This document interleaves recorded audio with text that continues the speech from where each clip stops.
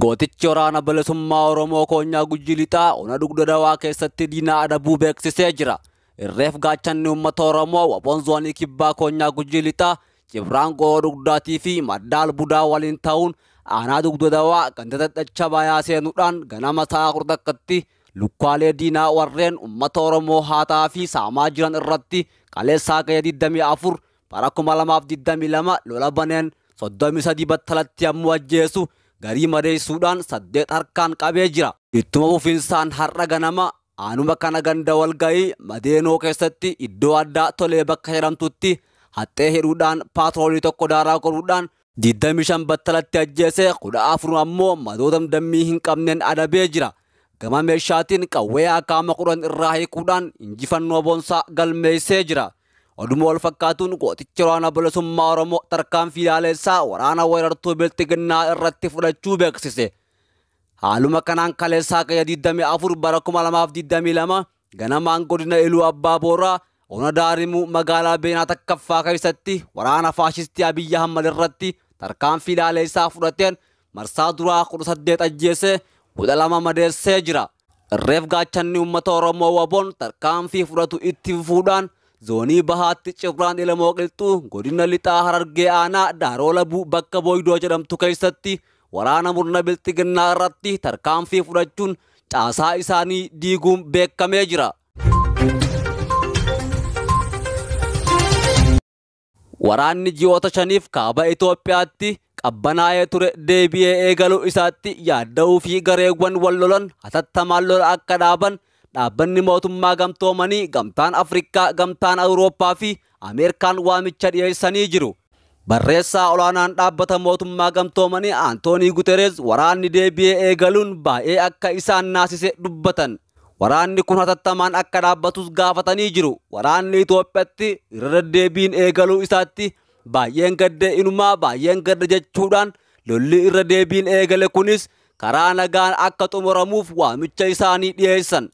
Mariin nagaa mootummaa fi TPLF gudditti eegale akka itti fufu waamicha koon dhiyeessa. Dabalataanis deeggarsi namoomaa warra rakkatan bira akka ga'uuf haalli akka mijjatu bu'uuraaleen misoomaa addaan citanii turan akka itti fufan Antoonii Guteeres gaafatanii jiru. Warri wal lolaa jirtan gara mariitti deebi'aa jechuun gamtaan Afrikaatis ibsa baase. Mootummaan Itoophiyaa fi TPLF walitti araarsuudhaaf jaarsummaa gidduu deemaa kan ture gamtaan Afrikaa waraanni bifa haaraan eegale kun dafee akka dhaabbatu waamicha godhee jira.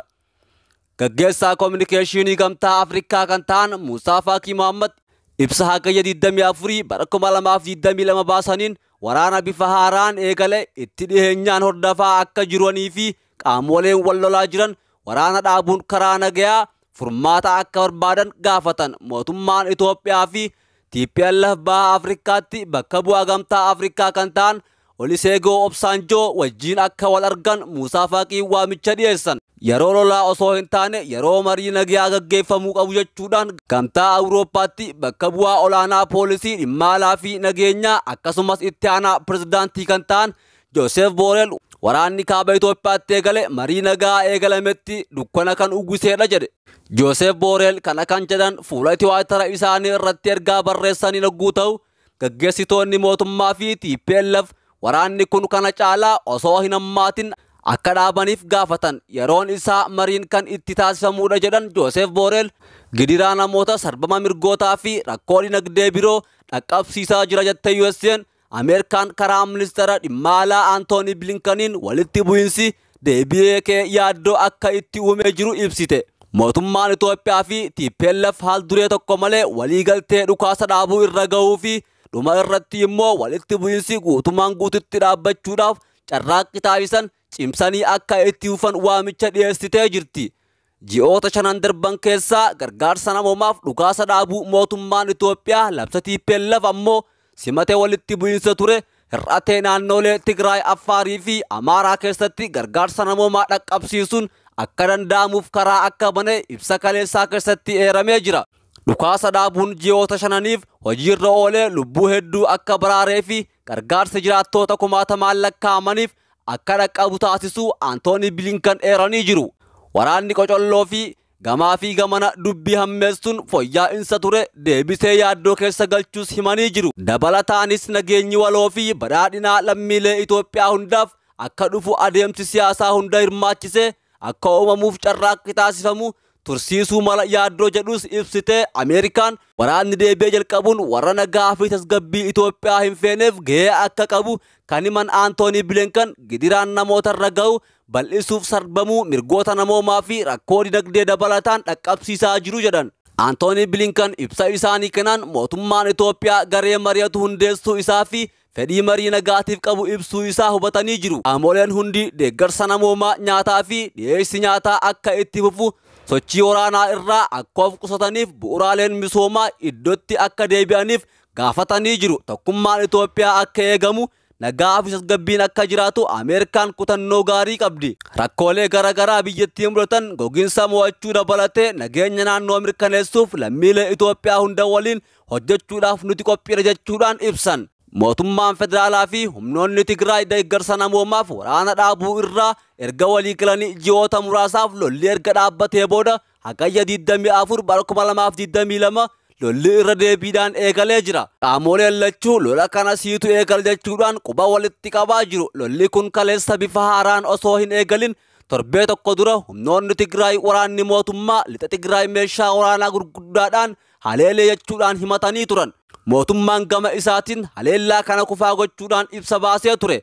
Bara darbe sadaasa keessa waraanni Tigraay keessatti jalqabee gara naannolee Amaaraa Affaaritti babal'atee lubbuu kumaatamaan lakkaa'amu akka darbu taasisee lammiilee miliyoonaan lakkaa'aman ammoo akka buqqa'an gochuudhaan rakkoo namoomaa guddaa dhaqqabsiisee jira. Gama lamaaniin waliigalteen dhukaasa dhaabuu erga hojiirra oolee booda waraanni kun tasgabbaa'ullee hanqinni nyaataa fi boba'aa akkasumas tajaajilawwan akka bilbilaa, bishaan, ibsaa, baankii fi kan Tigraay keessatti akkuma addaan citetti itti fufuun isaa uummata naannichaa hedduu rakkisaa jiraachuu dhaabbileen garaagaraas ibsaa jiru. Wal waraansa waggaa 2 guutuuf deemu kana mariidhaan furuudhaaf gamtaan Afrikaa, Ameerikaan, gamtaan Awurooppaa fi biyyoonni garaagaraa akkasumas dhaabbileen idilee addunyaa carraaqaa jiraachuun isaanii ni beekama. Haaluma wal fakkaatuun Pirees Sekreetariin waajjira muummee ministeeraa Aadde Biliinee Suyyum ibsa kamisa darbe baasteen humnoonni Tigraay gama dhiyaa Tigraayitti raayyaan ittisaa mootummaa federaalaa nutti duuluu isaanii odeeffannoo sobaa jechuun haalanii jiru. Taateewwan kanneen humnoonni Tigraay fi mootummaan federaalaa gargaarsa namoomaa akka argatan haala mijeessuuf baatii 6 darbaniif waliigaltee dhukaasa dhaabuu addatti mallatteessanii turan. Ammas waraana kana ifatti eegaluuf qophii ta'uu himan. Hoggansa gamtaa Afrikaa jalatti waliigaltee fi marii nagaa bu'uura godhachuun waliigaltee dhukaasaa dhaabuutti geessuuf tattaaffiin taasifamus tattaaffiin godhame bu'aa gaarii hin argamsiisne jedhamaa jira. Mootummaan federaalaa gahee gamtaa Afrikaa akka mariisutti fudhate. Mootummaan Tigraay mariin kun pirezidaantii Keeniyaa aangoo gadhiisan Uhuruu Keeniyaattaa fi biyyoota dhiyaatiin hoogganamuu qaba jechuudhaan eegaa turan. Kana malees dubbii himaan mootummaa Tigraay Looldireedaa The African Reportiif barreessuun gamtaan Afrikaa adeemsa nagaa keessaa akka bahu gaafatanii jiru. Akkasumas haala waraanaa dura ture deebisuun raayyaa ittisa biyyaa fi humnoota Amaaraa fi humnoota Eertiraa naannoolee Tigraay heeraan beekamtii argatan keessaa baasuu tajaajilli bu'uuraa Tigraay keessatti addaan citee ture deebi'ee akka jalqabamu dandeessisuun gargaarsi namoomaa daangaa hin qabne Tigraay akka ga'u hayyamuu marii nageenyaa eegaluuf haalduree Tigraay kaa'e keessaa tokkodha. Mootummaan federaalaa ammoo mariin nageenyaa haalduree tokko malee eegaluu qaba jechuun ejjennoo isaa ibsee jira. Dhimmi naannoo Walqaayit Tasgadee fi Humeeraan wal qabatu mariin nageenya mootummaan federaalaa Tigraay waliin gaggeessuuf akka haaldureetti dhiyaachuu hin danda'u jechuun Ministeerri tajaajila kominikeeshinii mootummaa Tigraay keessatti tajaajila bu'uuraa deebi'ee eegaluu ilaalchisee itti gaafatamtuun waajjira Pirees Sekreetarii waajjira muummee Aadde Biliinee Suyyum bu'uuraalee misoomaa gara hojiitti deebisuun marii karaa nagaa taasifamu dhimmoota adda addaa ta'uu ibsuun tajaajila akka deebi'ee eegaluuf haalduree dursa jiraachuu hin qabu.